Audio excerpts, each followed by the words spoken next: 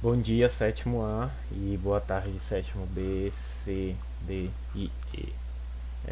Hoje nós iniciaremos um conteúdo novo, um gênero textual novo, e é bem legal, mas eu preciso bastante que você abra sua mente e preste bastante atenção, tá bom? Vou tentar ser o mais breve possível, porque eu sei que não é tão legal ficar ouvindo vídeo aula por muito tempo, tá?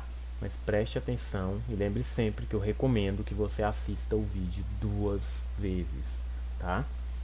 Então, nosso gênero textual de hoje é o poema, não poesia. Já adianto para que você não faça confusão.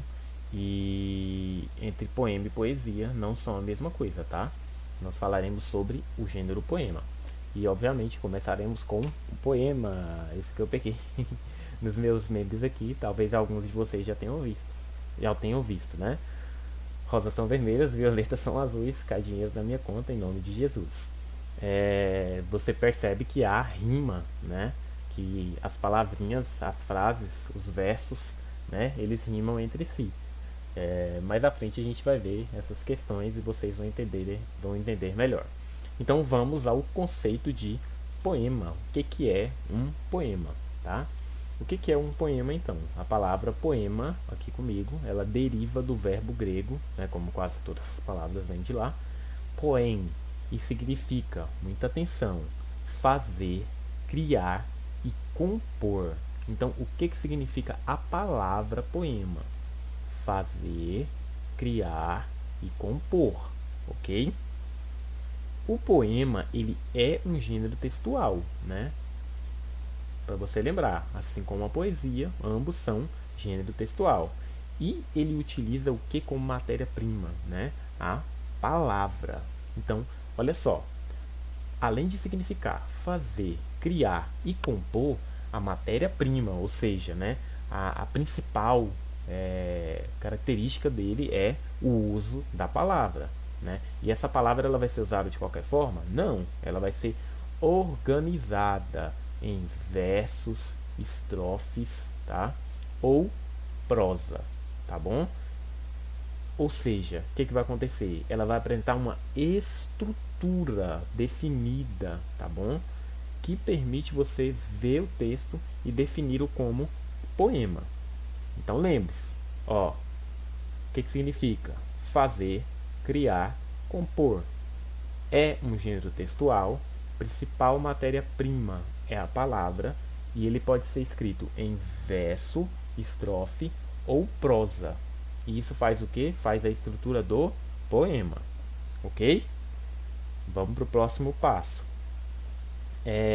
O poema versus a poesia. Como eu já adiantei para você, poema não é poesia. E eu vou destacar para você aqui o porquê, tá? Então, olha só, o poema é um tipo textual estruturado. Ó, falei agora que nós podemos ver a estrutura do poema e agora você vai entender. Em versos e que pode conter rimas e metrificação. Esse é o poema.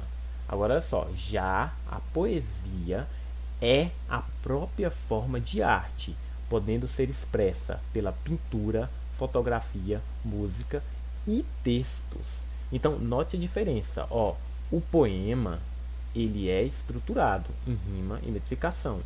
A poesia ela já é a própria arte. Ela pode ser, né, pode ser expressa entre pintura, fotografia, música e, obviamente, em texto, né, escrevendo uma poesia para sua amada ou seu amado, ok? Espero que tenha ficado claro a diferença entre poema e poesia. E eu concluo aqui, ó, muito importante se você quiser, inclusive, anotar no seu caderninho, tá? Ó, então, todo poema é considerado poesia, tá? Não é, mas é considerado. Porém, nem toda poesia precisa ser um poema. Depois a gente discute sobre isso. Eu quero que vocês pensem sobre essa frase. Anote ela aí por gentileza, tá? Continuando aqui, tá? Deixa eu mostrar para você agora do que um poema, desculpa, do que um poema precisa, né? Como eu disse para você, ele é estruturado. Está aqui a estrutura base de um poema. Do que um poema precisa? ele precisa, prioritariamente, de verso e estrofe. Isso compõe um poema básico. O que é verso? Coloca na sua mente, por favor. Você já deve ter ouvido isso aqui, mas eu repito. Verso é, olha só, eu puxei até a setinha aqui, ó. É a linha. Uma linha é igual, desculpa, a um verso. Já a estrofe é um conjunto de versos, ou seja, um conjunto de linhas. Então, note aqui, ó, o que eu fiz, ó. Tá vendo? Tem uma linha, duas linhas, três linhas, quatro linhas.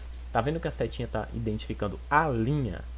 Já a estrofe tá identificando, olha aqui, ó, eu puxei um colchete todinho para mostrar que é o conjunto, tá? Então, bota na sua cabecinha. Verso, ó, verso é a linha. A estrofe é o conjunto de linhas, tá? Pode ser duas, três, quatro, cinco linhas, ou seja, conjunto de versos é uma estrofe, ok? Fique claro. Verso, linha, estrofe, o conjunto, o agrupamento, tá? Das linhas. Continuando, então, agora que você já sabe o que é, né? Qual é a estrutura básica de um poema, nós vamos ver aquele mais famosão de todos, que você já deve ter ouvido. Se não ouviu, irá ouvir agora, e é muito belo.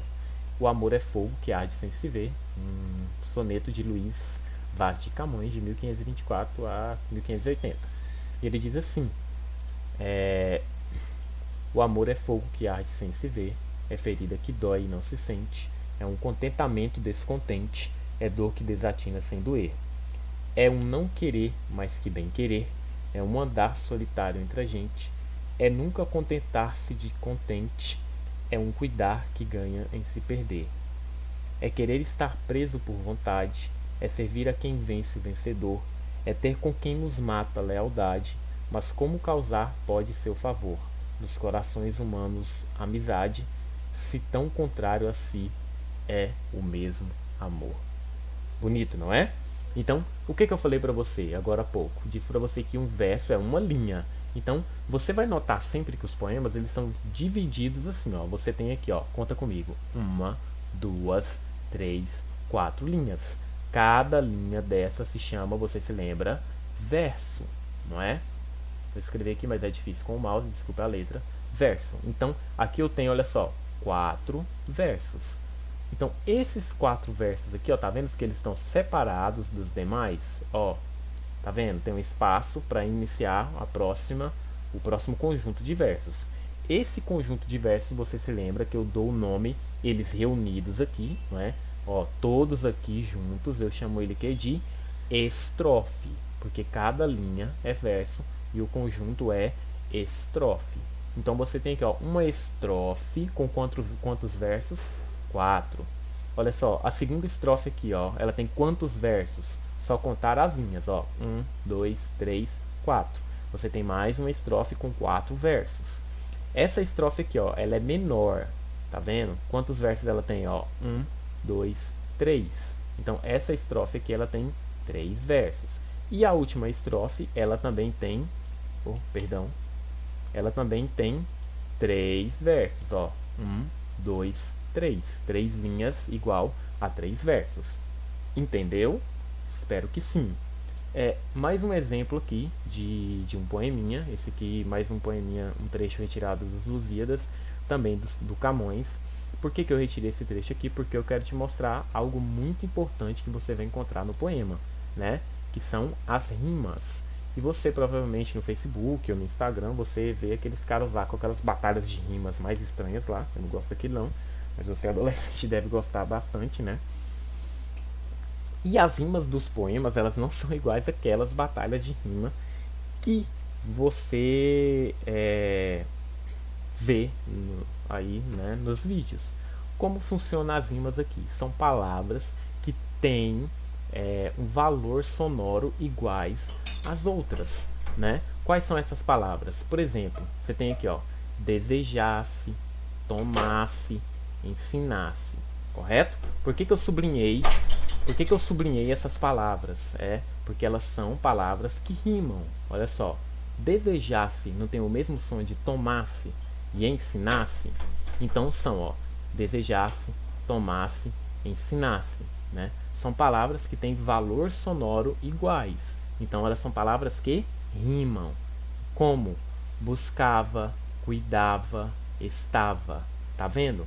Agora pense o tanto que é difícil você escrever um poema com rimas, né? Você encontrar palavras que têm um valor sonoro iguais às outras que você colocou anteriormente, né? Então é bem difícil escrever. Ainda bem que por agora nós não iremos escrever. Eu só estou mostrando para você como as rimas são usadas, ok? Para finalizar, eu quero expor para você. Eu sei que é muita coisa, mas os tipos de narradores, porque sempre fazem uma confusão danada entre narrador e eu lírico, tá? O que é um narrador? O narrador ele é responsável por contar a história. Então coloca na sua cabeça, ó, o narrador é quem conta a história, e quem conta a história geralmente sou eu que estou lendo, não é? Narrador é quem conta a história, correto? O eu lírico, olha aqui, ó, ele representa os sentimentos que o narrador sente. Então, além disso, ele é a voz que fala no poema, tá? Você vai perceber que às vezes no poema tem uma voz que fala, né? Que mostra seus sentimentos propriamente ditos. Aquele é o eu lírico, tá? E olha só, eu reforço, não a do autor da obra, mas a de alguém escolhido. Porque quando o autor escreve a obra, né, o poema, a poesia, o texto que ele quer escrever, sei lá, ele pode inferir sentimentos nela ou não. Então lembra, narrador é quem conta a histórica. Perdão, é quem conta a história. O eu lírico já é diferente, né? Ele representa os sentimentos do narrador. Ele é mais interno, é mais observador.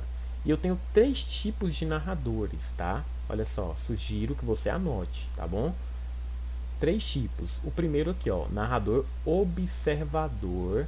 O segundo, o narrador personagem. E o terceiro, o narrador onisciente. Não falaremos sobre eles, você só vai fazer a anotação. Na próxima aula eu explico, ok? Qualquer dúvida eu estou à disposição. Um abraço e até mais.